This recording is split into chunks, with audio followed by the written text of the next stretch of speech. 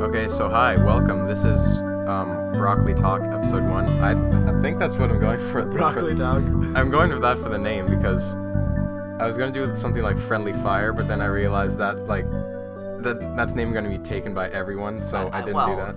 I like Broccoli Talk though. That's funny. Yeah, it's sort of unique to me. Like, yeah, it flows. Yeah. But this is first episode. I'm Kevin. This is my friend John. Hi, buddy. So today we're gonna do a 2-part discussion. I lent him a game and he lent me a game. I played a game with him, and we're gonna compare our thoughts on the two, and just it's just a discussion about both. Sort of a review, sort of a semi-podcast, but we're just gonna see how this goes. So the first game we're talking about now is Ghost Trick Phantom Detective for the Nintendo DS. I think it was 2010 it came out. It's published by Capcom. It's sort of a detective interactive. You play as a dead guy and you're just trying to figure out who murdered you. So let's get into some talking things. So John, just overall thoughts. Overall thoughts, pretty freaking awesome. I will say, I was a little skeptical when you first gave it to me because I'm not really as much an experience as far as Nintendo DS goes. But first playing it, it was very intriguing. Going through the story was absolutely incredible, and getting to the end, which we're not going to spoil here. Yeah, we won't spoil much. We'll give you a spoiler warning if we really want to talk about something. If we really do, yeah. But I really feel like this was one of those games that you can't mess with the story because it's about getting from the beginning to the end, and then that aha moment at the very end that's just absolutely incredible. And I know is kind of typical of detective games usually, but for this was just phenomenal. Absolutely amazing. Yeah, I'd say that this game, it's mostly about the story, but the gameplay complements the story very well. Yeah. I'd compare it to another game, 999, 9 persons, 9 hours, 9 doors. I'd say that the story is the main draw for that game, but the gameplay, I feel like it's just to fill the gaps in between. It doesn't necessarily complement the story that well, but I think Ghost Trick does it really well. Yeah, the gameplay, as far as it's not complicated. It's very interesting, and it's easy to get a hold of. But what I find really interesting is that as you go through the game, something new is added in. So again, no spoilers, but as it goes on, it's almost like once you get comfortable with the controls, or once you get comfortable with how the game progresses, then there's a twist just to keep you interested. And it really complements the story as well, because it also goes along with the story, if you know what I mean. Yeah, I really like how this game was written. I know that one man did the designing and developing primarily on this, and I'm pretty sure he had a lot of help from other people, but it's I know the musician is the same person who did the Ace Attorney game, which is a series of courtroom based games. So it's another crime solving game where you have to present evidence and stuff. But this game, it's much more you're dead. That's the main difference. I love it about that. It's it just starts off with a premise that you would think a premise like you're dead, you're done, would be the end of a game, but it's a very impressive way to start a game, because it's almost it almost pulls you more into the action, because it's what happens after that, right? So for this guy, I can't spoil anything, goddamn. Yeah, it's a lot of this game recently came out for modern consoles. It was Murder Soul Suspect. A lot of people were comparing that game to this game because your main character is dead at the beginning of the game. Yeah. I don't know much about that game, but that's what I heard. It's very cool though. FYI, Ghost Trick is now on the Apple Store. Yeah, you can get downloaded it. You can get the whole game for $10, and it was on sale recently. I think the first few chapters are free. It's a chapter-based game, so yeah, it plays and reads like a story. You can exactly. Just, if you play this at night, you're going to zoom through the whole game because you just want to figure it out. When Kevin first gave it to me, I was sorry, Kevin. Yeah. We'll talk to the audience, but yeah.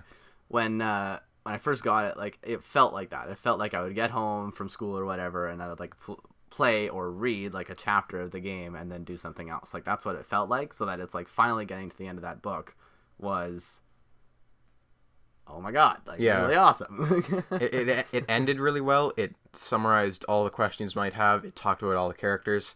I don't think it needs a sequel. As a YouTube commenter put, it needs a spiritual successor. Because yeah, Well, like I would be interested in the sequel, but it would be, I don't know. I think it'd be really risky if they did that. it would have to have completely different characters because the story is incredibly well crafted. It was thought out well. Yeah, like the ending is good where it stands. You know, like there's no feelings of like I don't need more closure or anything like that. Like Yeah. it's just like done and beautifully done at that. So this story wouldn't work if the characters weren't that memorable because really you're trying to find out why Sissel, the main character, is dead, and if you didn't care about that story and how it relates to all the other characters in the game, you like there's no reason to keep playing because the gameplay, it's fun, but I wouldn't say it's the most engaging. Well, I mean, yeah, kind of.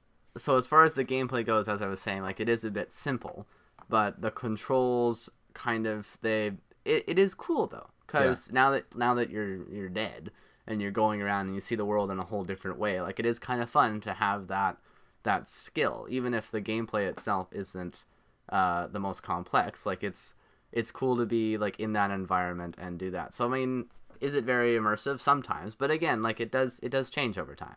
You know, it's not like it's the same for the whole thing. It's very simple and straightforward. Like let's actually describe how it works. So you can either be in the real world where you see the world like everything's colors, you see characters talking and that, like time passes, but you can go into the ghost world and then all the items you can interact with, it's a 2D game, have like a blue core and you can travel between that with the 3DS stylus. You just drag and drop, and like certain items have an action, so you can perform that one action. It's like a bike will sound its horn, or like a flag will or a fan will blow, stuff like that. Yeah, that kind of thing. And I mean, it is kind of cool though when you are playing the game and you're moving the stylus around, is that sometimes your next objective or whatever is on the complete other side of whatever area you're in, and so to get from one place to the other, you have to hop from core to core to get to the other side. And it is kind of fun too to like drag your stylus along and just like zoom across the world.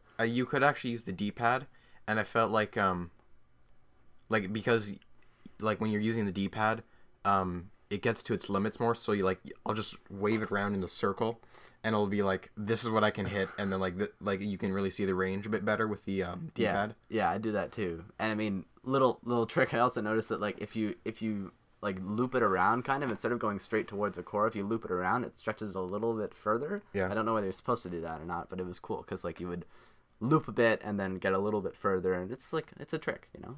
Yeah, yeah. Hey! I knew you were gonna say that. Good one. All right. So 1-0. let's talk about characters. Like so Sissel, we won't ruin much about Sissel, but like you're trying to figure out why he's dead. He begins the game by getting he wakes up dead, and you find out a bit later, this isn't a huge spoiler, but he finds out that Lynn, a red-haired girl who's also an undercover detective, shot him, and you're wondering why. You need to figure that out. Yeah. You start the game, and there's this hitman who's actually tracking her down, and you're like, I don't know what to do, but I'll try and save her. Like, Yeah.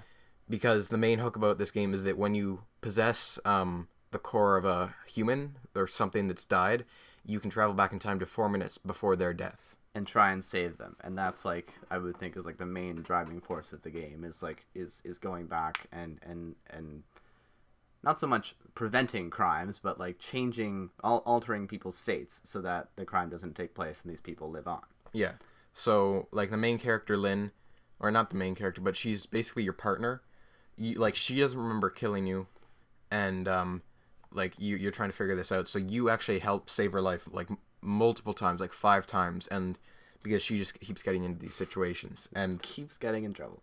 And like you see a lot of other characters that you have to save. Like there's her adoptive sister, who like you find out more about her, but she adopted her because her parents are like gone or like imprisoned or whatever. Yeah. Yeah. And there's Missile, who's like this talking dog. Yeah. And like the thing about Missile is that when he's dead, like when people are dead and you're trying to save them, like you can actually talk to them and they're just like, oh, I'm dead, cool. That's cool. Yeah, it's like that was like the typical reaction was someone like, whatever. Yeah, I'm dead. Okay, that's like fine. everyone has lots of different reactions, and they're unique. Yeah, exactly. I thought it was cool too how you had all these characters would interact so well. I mean, they wouldn't be like caught up in whatever else was going on. Like they would be able to have like this discussion in like the world of the dead. You know, like they were very composed, as opposed to them being like, "Holy crap, what's going on?" Da, da, da. Mm-hmm.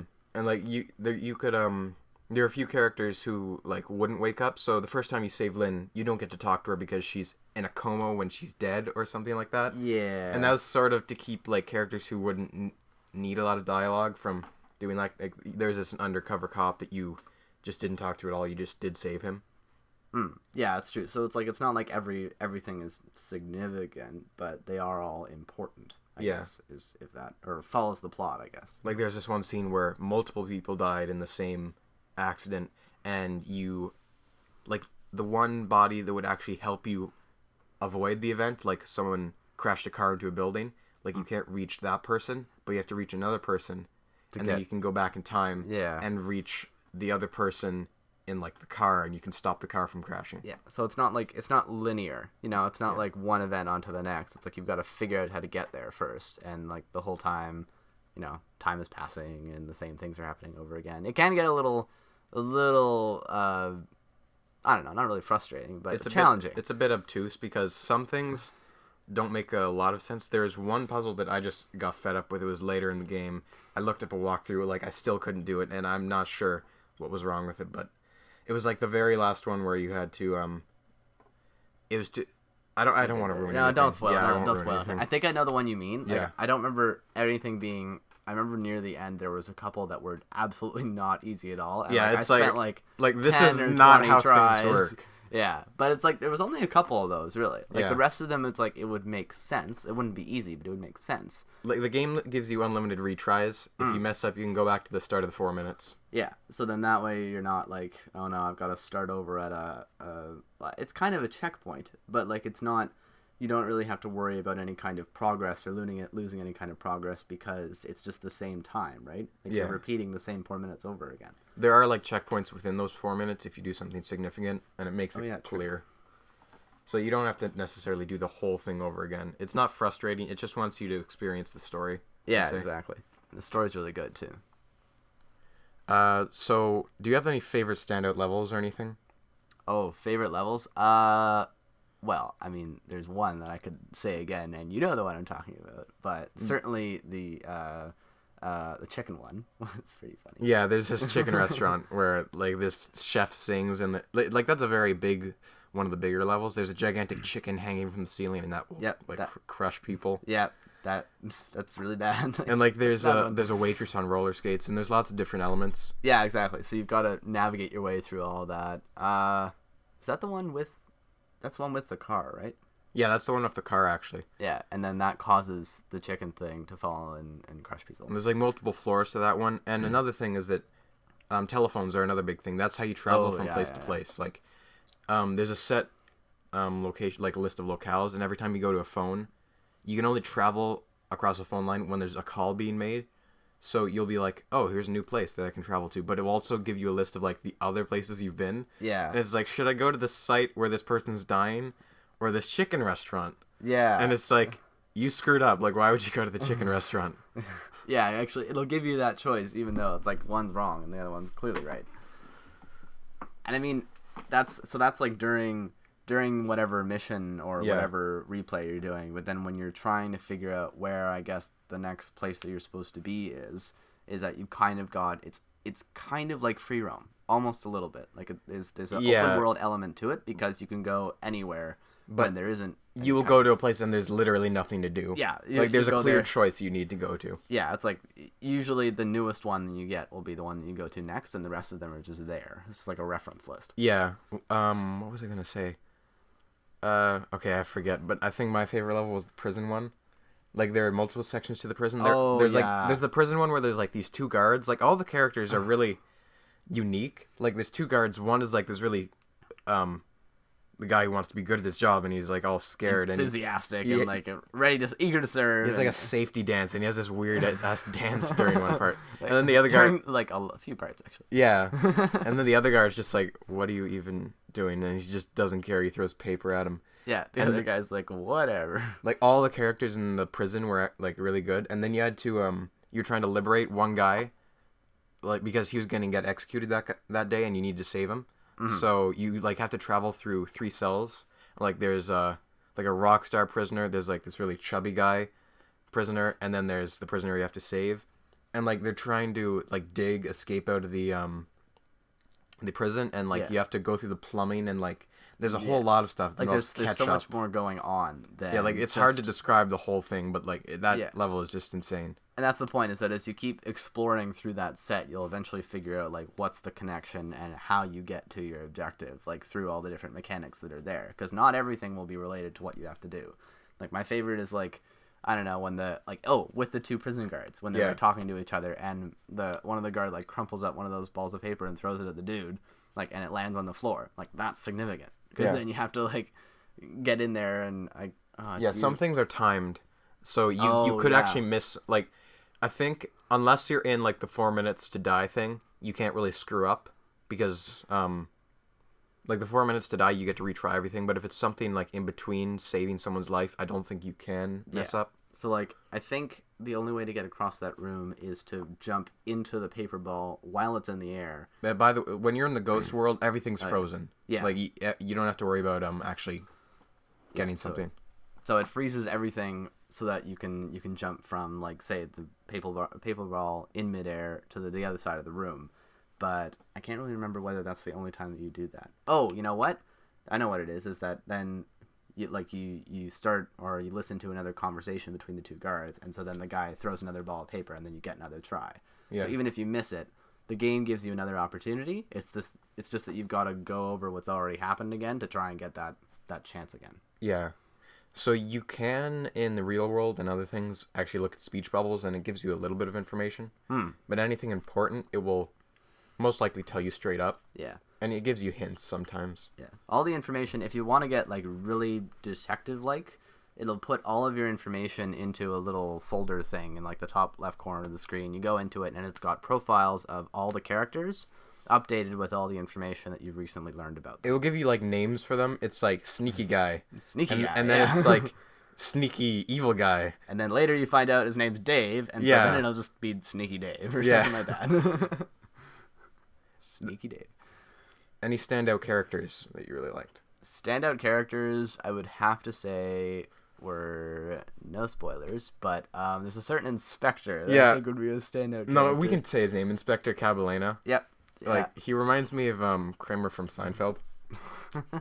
Because he has this theme music. Like most characters have theme music, and he just comes in and he's one of the few that has a dance that goes with dances. His theme music. He dances quite well. Yep. He has catchphrases. I don't remember as many because it's been a long time since I've played it. But John, best one is probably gonna be nothing like it, baby. Yeah, he did just everything. He says that for anything. It's like homicide, nothing like it, baby. Yeah, it's very. That is true, sir. It's very odd.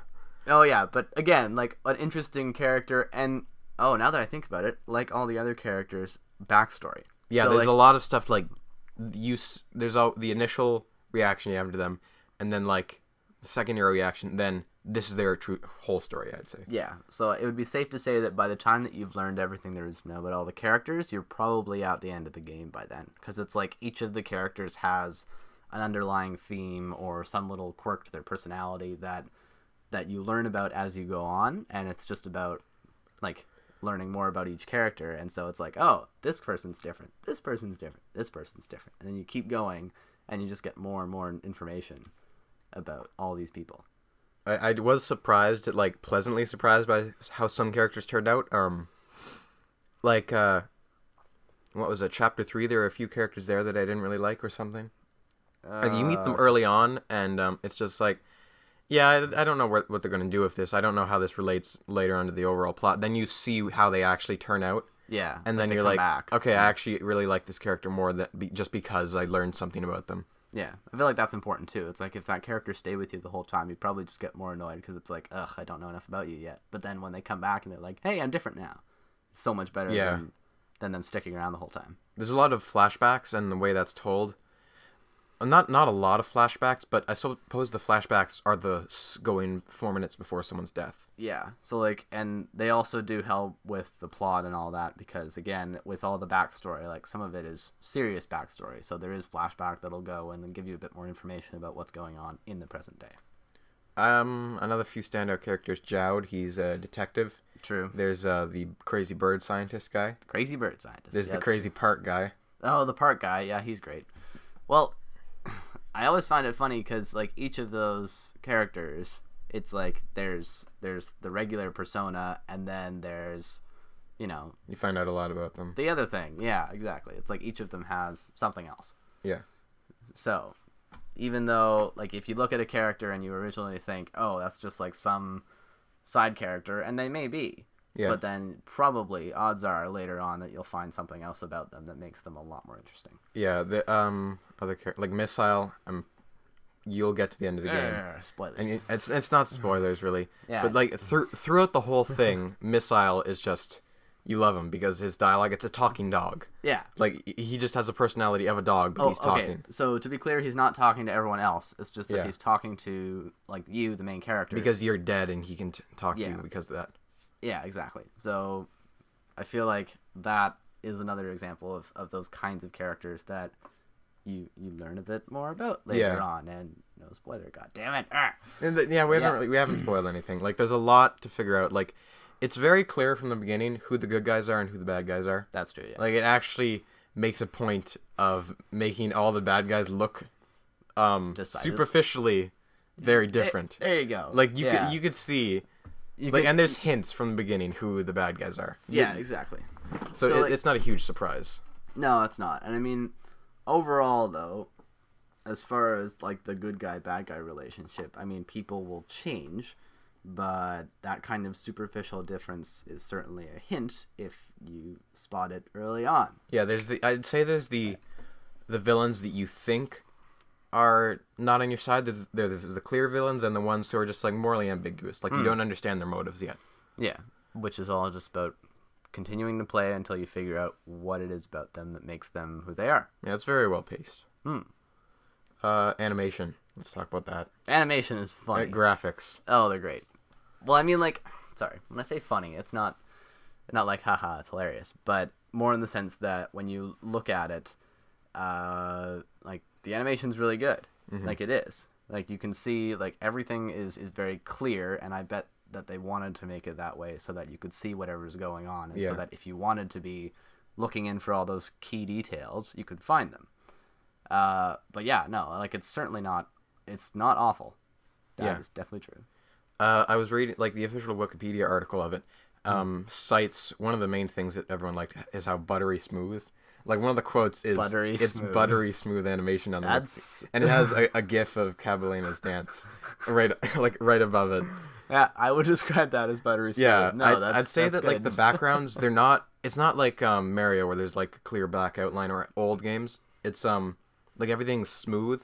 You can tell what everything is. The backgrounds are very detailed. Yeah, nothing's patchy anywhere. Yeah, like there's not a contrast between the main characters and the background, but it's still very clear what's in the foreground, what's in the background. Yeah, yeah. You could almost think of it like a play, you know? Yeah. The way that happens, it's like there's stuff going on in the middle with the characters and all that, and then everything else is going to be either it's a part of the action or it's not. You'll be able to tell very easily. Actually, I'd say this game would work as a play.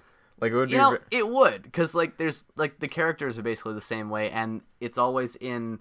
It's not like you switch really quickly or Yeah. wherever you are like expands. because It'd be like you have like one person calling like over a telephone. You could just have like on a play, you could have separate rooms where that would work. yeah, exactly. Like you just have a dark side of the stage light up, and these characters are here. Yeah, actually, the game does that a couple times. Yeah. You know? It's like that. It'll just the frame will divide in half, and then there'll just be a spotlight on one character. And, Yeah. Well, not for those moments when the spotlight is like significant, but like a spotlight of a person on a phone. And yeah, actually, I could totally see that as a play. Yeah. That wouldn't be awful. And then the characters, again, it's like the characters will swap out the same way that a play does. Yeah. Like it could really work as a play, and like they would have a lot of like effects. Like it's a lot of Rube Goldberg contraption. Like the gameplay could be Yeah. described like that. That's true. Like hit this marble, hit this fan, hit this flag. Yeah, but connecting the dots Yeah. and getting to that final destination. Damn, I was thinking of something. Music.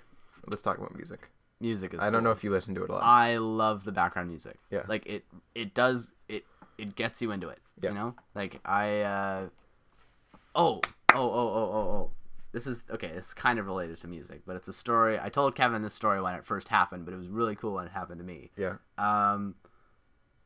The ringing of a phone in Yeah. the game becomes very significant. So like normally whenever there's like a significant phone call, the music will just stop, and it's the kind of music that it's kind of hard to notice when it's there, but when it's not there, you really notice. Yeah. So then any phone call where there isn't music playing at the same time becomes very significant, and almost immediately after, like, something important happens.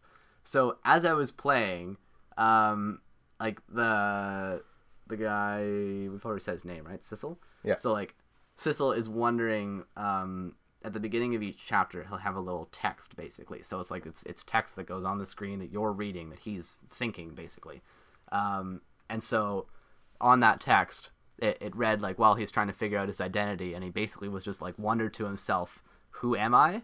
But like it was very significant because it was like who, and then 3 spaces am, 3 spaces I, and then right as the I showed up on the screen, my phone at my house rang, and no one else was home, and like the lights were out, and it was really freaky but also pretty cool. Yeah. Like I walked over, I think it was my brother or something, but it was hilarious because of the effect that the game made, because it's like it had already made phone calls really significant. Yeah. And then I was like in the middle of the dark playing this game, and then the phone rang, and it was like, whoa!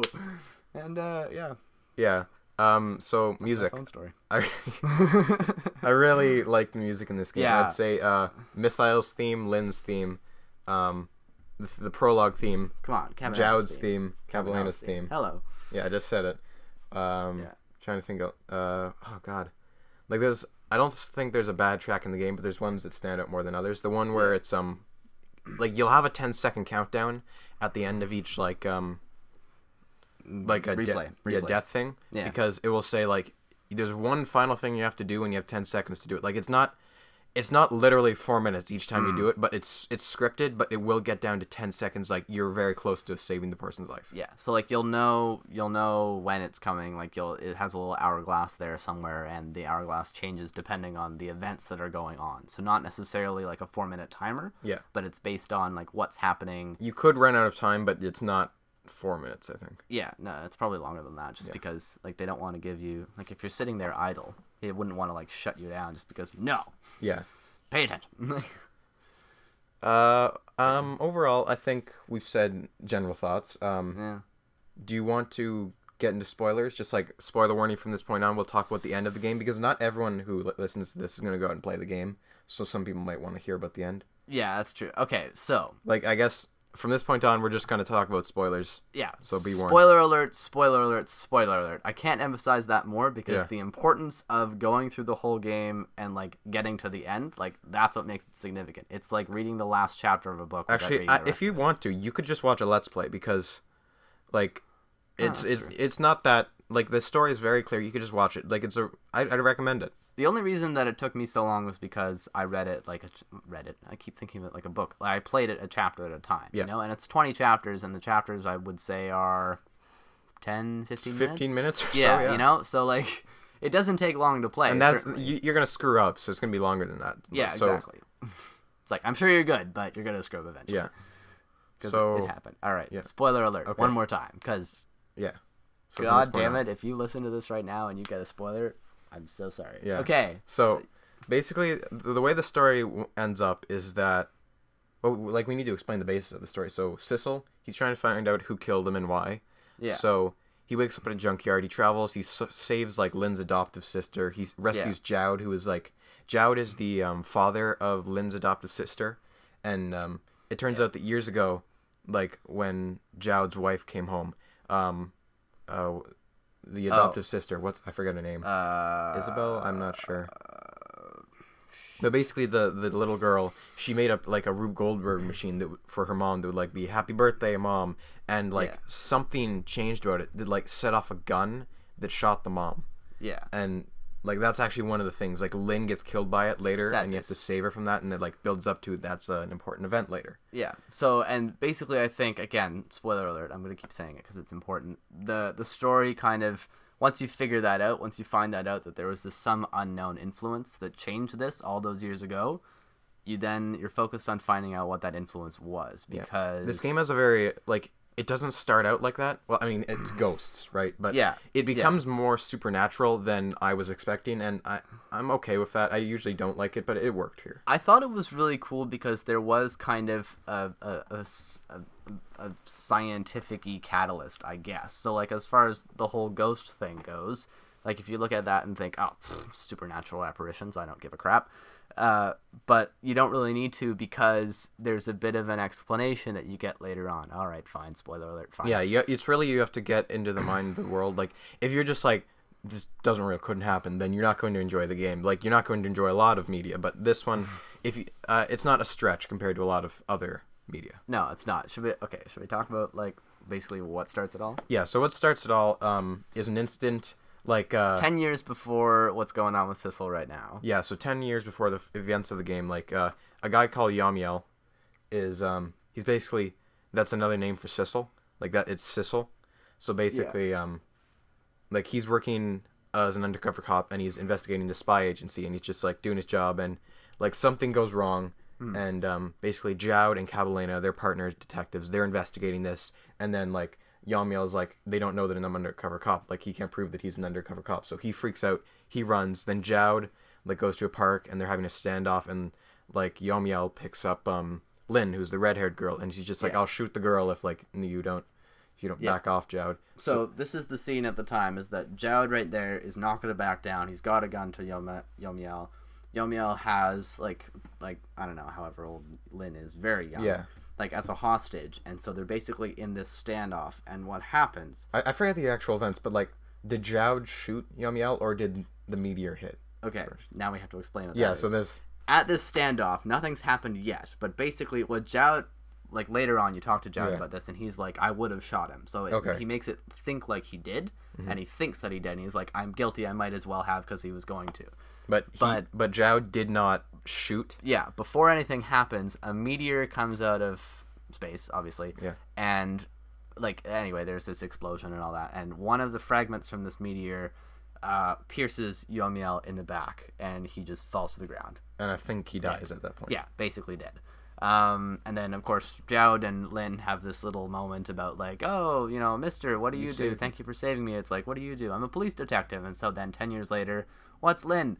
A police detective. Hooray! Yeah. But what's really significant, I mean, that's touching and all, but what's really significant is that Yomiel isn't dead. Like, dead. His body just somehow disappears before it gets buried or something. What happened, the body is taken somewhere else, I think, is the point. And that what happens is that Yomiel's spirit, I guess you could say, like, basically, anything that dies in the presence of a fragment of this meteor, like, gives them ghost powers, essentially. So it's basically like Yomiel's corpse, like it's not living, but it's walking around, and it has ghost powers. Yeah. So Yomiel's all right. Soul. Spoiler alert. Yeah.